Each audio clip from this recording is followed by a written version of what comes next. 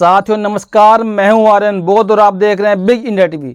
दोस्तों, एक ऐसा बड़ा खुलासा हुआ है अडानी जी के नाम पर, जो मोदी जी के अच्छे खासे मित्र हैं, जाने माने मित्र, जिनके साथ बैठकर मोदी जी विदेश घूमते हैं, चाय पीते हैं। उनके मित्र पर एक ऐसा खुलासा हुआ है जिसने पूरे देश में दोस्तों हाहाकार मचा दिया गया है। दोस्तों, अभी आप पहले इस रिपोर्ट को देखिए, इस पोस्ट को देखिए। दोस्तों, ये पोस्ट किया है छत्तीसगढ़ के सीएम भूपेश बघेल जी ने। उन्होंने क्या कुछ लिखा है कि आप कमल का बटन दबाइए तो अडानी निकलेंगे। साथियों, इसके मायने क्या है कि आप कमल का बटन दबाइए तो अडानी निकलेंगे? साथियों, इसका साफ साफ मतलब ये है कि अगर आप जब तक भाजपा को वोट देते रहोगे तो साथियों भाजपा सरकार नहीं रहेगी, देश में सरकार चलेगी अडानी जी की, और जो अडानी जी कहेंगे वही होगा। और अडानी जी की कंपनियों में देश का पैसा अंधाधुंध तरीके से लगा दिया जाएगा। साथियों, इसका प्रूफ मैं आज आपके सामने रखने जा रहा हूं, जो अभी अभी एक रिपोर्ट जारी की है अमेरिका के अखबार ने, जो एक रिपोर्ट जारी की है अभी भी फाइनेंशियल टाइम ने। जी हाँ, जो रिपोर्ट एक अभी भी जारी हुई है उसके अंदर दोस्तों अरबों रुपए का घोटाला सामने आ गया अडानी जी का। दोस्तों, आप जानते हैं कि 2020-21 में लॉकडाउन लगा था हमारे देश में, लेकिन दोस्तों उस लॉकडाउन में ही, लॉकडाउन के बहाने मोदी जी ने अपने चाहते अडानी जी को अरबोपति खरबोपति फ्री फंड में बना दिया। अरबों रुपए का घोटाला मोदी जी ने करवा दिया, अडानी जी ने कर लिया। साथियों, ये ऐसा हुआ यूं कि जो हमारे देश के अडानी जी हैं, बड़े बिजनेसमैन हैं, बड़े रईस हैं, कोई छोटी मोटी हस्ती तो वो है नहीं। दोस्तों, अडानी जी इंडोनेशिया से कोयला खरीदते हैं और उस कोयले को खरीदकर मात्र खरीदने का काम करते हैं, और उस कोयले को खरीदकर हमारे देश की बिजली कंपनियों को बेचते हैं। ये खबर आपको दोस्तों मैं अभी बताने वाला हूं। सबसे पहले आप इसको पढ़ लीजिए। रिपोर्ट में दावा किया गया कि आयातित कोयले की कीमत अडानी ग्रुप ने बढ़ाकर बताई, फिर भारतीयों से ज़्यादा पैसे वसूले। जी हाँ, जो खरीदा गया कोयला है साथियों, उसकी कीमत अडानी ग्रुप ने बढ़ाकर बताई। और कितना बढ़ाकर बताई दोस्तों? 52% तक का उसका मूल्य बढ़ाकर बताया गया हमारे देश में। फाइनेंशियल टाइम की रिपोर्ट में कहा गया कि अडानी ग्रुप ने अपने मालिकों से जुड़ी कंपनियों को फायदा पहुंचाने के लिए कोयला आयात के लिए अतिरिक्त भुगतान किया। रिपोर्ट सार्वजनिक होने से कुछ दिन पहले अडानी ग्रुप ने सभी आरोपों से इनकार किया था। दोस्तों, अडानी जी लगातार इनकार कर रहे हैं, लेकिन रिपोर्ट सामने आ चुकी है। पहले दोस्तों अडानी जी का भंडाफोड़ हिंडनबर्ग की रिपोर्ट ने किया था, और दोस्तों अडानी जी का भंडाफोड़ फाइनेंशियल टाइम अखबार ने कर दिया। और दोस्तों, मोदी जी को जैसे सांप सूंघ गया हो, मोदी जी कुछ नहीं बोल रहे हैं, और नहीं मोदी जी का गोदी मीडिया लगातार इस पर कोई कवरेज कर रहा है, कोई खबर दे रहा है। बाकी जो इजराइल और फिलिस्तीन का युद्ध छिड़ रहा है, गोदी मीडिया वहां तो पहुंच गया, फिलिस्तीन में पहुंच गया, इजराइल पहुंच गया रिपोर्टिंग करने के लिए।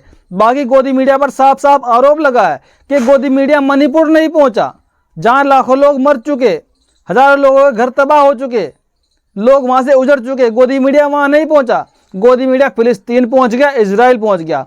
और जो अभी रिपोर्ट आई है अडानी जी के ऊपर, इस पर गोदी मीडिया के मुंह में दही जम गया है, क्योंकि जो ये पैसा अडानी जी देश से छीनकर साफ साफ ले गए, ये गोदी मीडिया का नहीं था, ये मोदी जी का नहीं था। दोस्तों, ये पैसा किसका था? ये पैसा था हमारा और आपका, जो बिजली के बिल में लगातार बढ़ोतरी होती जा रही है, उसके माध्यम से आपका पैसा लूटा जा रहा है। क्योंकि दोस्तों, जो कोयला अडानी जी खरीदते हैं इंडोनेशिया से, उस कोयले को अडानी जी हमारे देश की बिजली कंपनियों को बेचते हैं।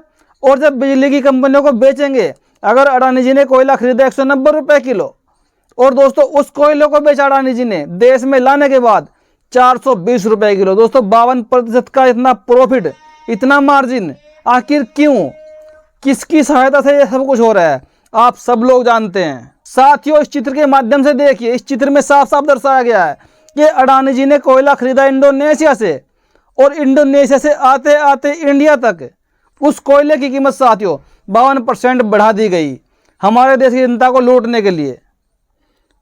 और साथियों, इसमें क्या कुछ कहा गया है? मुख्य स्थित पब्लिकेशन फाइनेंशियल टाइम ने गुरुवार को बताया कि उसकी जांच में पाया गया कि 2019 से 2021 के बीच अडानी समूह ने कथित तौर पर 30 शिपमेंट में अपने आयातित कोयले की कीमत $73 मिलियन तक बढ़ा दी थी, जिसकी अखबार ने जांच की। जो कोयला अडानी जी ने खरीदा और हमारे देश की कंपनियों को बेच दिया, दोस्तों उसकी कीमत अडानी जी ने $73 मिलियन तक बढ़ाकर बताई हमारे देश की कंपनियों को, और उनसे पैसा लूट लिया गया। और जाहिर सी बात है, जब कंपनी कोयला महंगा खरीदेगी फिर बिजली उत्पादन करेगी, और फिर जो कंपनियां हैं बिजली वाली, वो बिजली आपको फ्री थोड़ा ही देगी। अगर वो 2 रुपये यूनिट की जगह अगर वो 2 रुपये यूनिट बेच रही है, तो जब उसको कोयला महंगा मिलेगा तो साथियों जाहिर सी बात है वो अपने बिजली के रेट डबल कर देगी, क्योंकि डबल उनका इनपुट होगा तो आउटपुट तो लेना ही है कहीं ना कहीं से। आउटपुट कौन देगा? जनता देगी। जो बिजली वो आप सेल कर रहे हैं वो दोस्तों उसका रेट इतना हाई हो चुका है, ताकि आपने देखा भी होगा पहले पूरे देश के लोग 250 वोल्ट का बल्ब जला देते अपने घरों में और 4-4 बल्ब लटका देते। लेकिन दोस्तों आज वर्तमान में हर घर में 9 वाट का बल्ब आ गया, 14 वाट का बल्ब आ गया, लेकिन बिजली का बिल मही के मही और ऊपर बढ़ता जा रहा है, वो कम नहीं हो रहा है। तो साथियों इसका कारण क्या है? ये पैसा जा कहाँ रहा है? साथियों हमारे देश का जो पैसा है ये गरीबों की जेबों से निकलकर अडानी की जेबों में जा रहा है और धोखाधड़ी से जा रहा है। लेकिन दोस्तों मोदी जी कुछ नहीं बोलेंगे, ये मोदी जी के सहपाठी है ना। आगे क्या लिखा गया है, यानी एफटी ने आरोप लगाया जब ये 30 शिपमेंट इंडोनेशियाई तटों से रवाना हुए तो उनकी निर्यात कीमत कुल 139 मिलियन डॉलर थी, लेकिन भारत पहुंचने पर कथित तौर पर उसका रजिस्ट्रेशन हुआ 215 मिलियन डॉलर के आयात मूल्य के रूप में किया गया, जो कि मूल कीमत से 52% अधिक था। जी हाँ दोस्तों, यहाँ पे सारा झोल आपको समझ में आ गया होगा।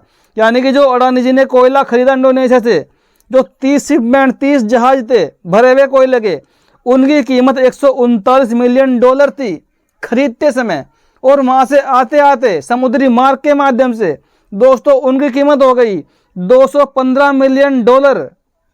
और जो उनका रजिस्ट्रेशन हुआ इंडिया के अंदर वो इतना महंगा कर दिया गया कि उसमें 52% तक का दोस्तों उछाल कर दिया गया। तो ये पैसा कौन भरेगा? ये कोयला आया बिजली कंपनियों के लिए, अडानी जी ने खरीदा, बीच में बस अडानी जी ठेकेदारी कर रहे हैं। कोयला खरीद के वहाँ से कंपनियों को दे दिया और बीच में जो ये प्रॉफिट इतना अडानी जी खामो खाई पी गए, बिना वजह के पी गए। बाकी इस काम को सरकारी कंपनी भी कर सकती थी, ये बात आप भी जानते हैं। लेकिन मोदी जी ने अपने मित्रों को फायदा पहुंचाने के लिए ऐसे ऐसे कानून बना के खड़े कर दिए, सरकारी संस्थाओं को बेच दिया प्राइवेट हाथों में। तो साथियों उससे देश का पूरा बेड़ा गर्क होने वाला है। और साथियों इस पर अडानी समूह ने क्या सफाई दी है? अडानी समूह ने सोमवार को एक प्रारंभिक बयान जारी कर आगामी एफटी रिपोर्ट को अडानी समूह के नाम और प्रतिष्ठा को धूमिल करने के लिए पुराने और निराधार आरोपों को दोहराने का प्रयास बताया। इसमें कहा गया है कि रिपोर्ट जानबूझकर ऐसे वक्त में जारी की गई ताकि अमेरिकी शॉर्ट सेलर हिंडनबर्ग रिसर्च की एक रिपोर्ट में लगाए गए कॉरपोरेट कदाचार के आरोपों के कारण अडानी समूह पर चल रहे मामलों में सुप्रीम कोर्ट में होने वाली सुनवाई से मेल खा सके। यानी कि अडानी ने क्या कहा है कि जो हमारे कोर्ट में पहले से ही मुकदमे चल रहे हैं हिंडनबर्ग वाली रिपोर्ट के, और ऐसे टाइम पे रिपोर्ट जारी की गई कि ये रिपोर्ट उससे मेल खा सके और हमें ज़्यादा घाटा हो सके। लेकिन जनता सब जानती है, जनता ने जब भी देखा जब हिंडनबर्ग की रिपोर्ट आई और आपने कितने करोड़ रुपए का घोटाला किया, और जनता अब भी पहचान गई। भले ही ये खबर गोदी मीडिया ने नहीं चलाई, भले ही गोदी मीडिया ने अपने मुंह में दही जमा के रखी हो, लेकिन दोस्तों इस पर अडानी के हाथ पैर फूल गए हैं, क्योंकि इतना बड़ा घोटाला फिर सामने आ गया है। और अब 2024 का चुनाव भी आने वाला है दोस्तों, केंद्र से बीजेपी की सरकार भी कहीं ना कहीं जाने के पूरे आसार बन गई हैं। तो साथियों अब अडानी जी का क्या होने वाला है? अब जो अडानी जी टॉप लेवल पे तैर रहे हैं एशिया के दोस्तों, वो 2024 का रिजल्ट आने के बाद एकदम से नीचे गिरने वाले हैं, क्योंकि उनके दोस्तों मित्र मोदी जी रहेंगे नहीं, सत्ता पलट जाएगी। तो फिर अडानी जी का क्या होने वाला है? जो घोटाले अडानी जी कर चुके हैं, इतना पैसा लूट चुके हैं, अब पता नहीं आने वाली सरकार उनको वापस लेगी नहीं लेगी, तो सरकार का काम जाने और जनता सवाल करेगी नहीं करेगी, ये बात जनता के हाथ में है। लेकिन साथियों कुल मिलाकर हमारे देश को चूना लगाया जा रहा है, यानी कि हमारे देश में ऐसे ऐसे कानून ऐसे कॉन्ट्रैक्टर पैदा कर दिए गए हैं कि दूसरे देश से वो सामान खरीदेंगे और वो कुछ नहीं करेंगे, बस सामान को खरीदने के बाद हमारे ही देश की कंपनियों को बेच देंगे। अगर कोई सामान वो 2 लाख करोड़ में खरीदते हैं और वो वहाँ से खरीदने के बाद उसको तुरंत 8 लाख करोड़ का कर देंगे उसका रेट, और उसको हमारे देश की कंपनियाँ खरीदेगी। और जो कंपनियाँ मैन्युफैक्चरिंग करेगी, सामान बनाएगी, कोई सर्विस देगी, वो उस सर्विस के रूम में उसके बदले पैसा वसूलेंगे हमारे देश की जनता से 4 गुना करके। तो दोस्तों जेब किसकी कटने वाली है? हमारे देश की जनता की जेब कटने वाली है। जनता को नुकसान होगा, इससे मोदी जी को नुकसान नहीं होगा, गोदी मीडिया को नुकसान नहीं होगा, देश में जो भोली भाली जनता रहती है, नुकसान सिर्फ उसको होने वाला है। तो साथियों, आपको ये खबर कैसी लगी? अपनी प्रतिक्रिया साथियों कमेंट में जरूर दीजिएगा। वीडियो देखने के लिए धन्यवाद।